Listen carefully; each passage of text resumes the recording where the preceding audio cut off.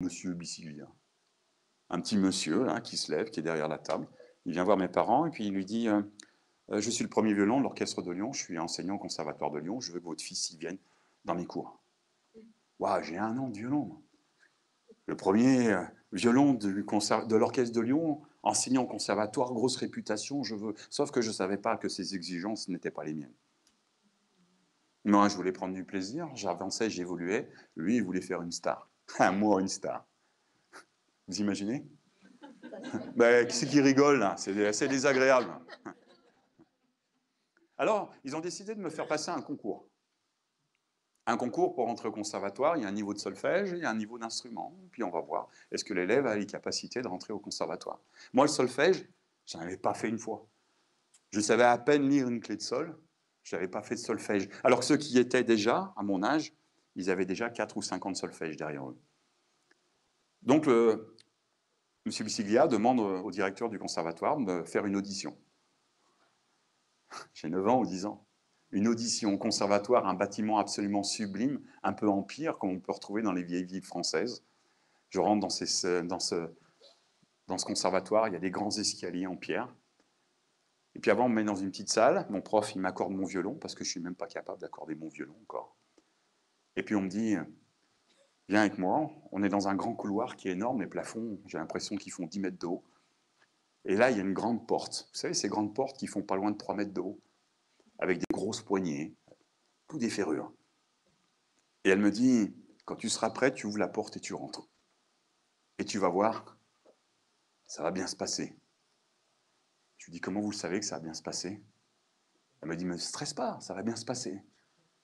Stresse pas, ça va bien se passer. Un mélange de choses qui vient me chercher. Et elle s'en va, elle me laisse devant cette porte.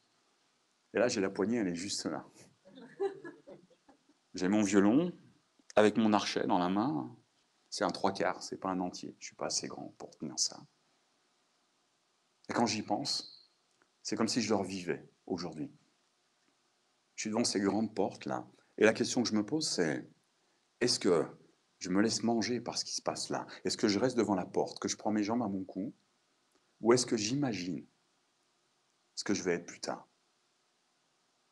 Je suis devant cette porte, je recule légèrement et je prends quelques instants. J'imagine Manu qui a réussi. Je le vois, je vois comme il est habillé, je le vois comme il se tient, comme il sourit. C'est comme si je voyais un grand frère. Comme si j'observais le chemin que j'avais pris. Qu'est-ce que j'allais atteindre? Qu'est-ce que j'avais comme ressource? De quoi j'étais capable? Je me dis non, j'ouvre les yeux, je dis c'est pas possible. Il manque tellement de choses. Prends quelques instants, observe, regarde. Et pendant que je le regarde, c'est comme si c'était un hologramme qui est en train de s'installer, une lumière. Vous savez, ces espèces de lumière en 3 dimensions où on a l'impression que la personne est avec nous. J'ai les yeux fermés et je l'observe. Il est un petit peu plus grand que moi, il me sourit. Il a l'air tellement décontracté et calme. Il a l'air décontracté et calme parce que je le vois complètement détendu. Il a la tête haute, il me sourit. C'est comme s'il était en train de me dire, ça va se passer. Chaque chose que tu vas faire va te faire avancer. Et quand tu auras avancé, tu pourras savoir exactement ce que je ressens là maintenant. Alors, c'est comme s'il me tendait la main. Et je suis là avec mon violon. La porte est juste là, mais je l'ai complètement oublié. Il n'y a que lui qui m'intéresse.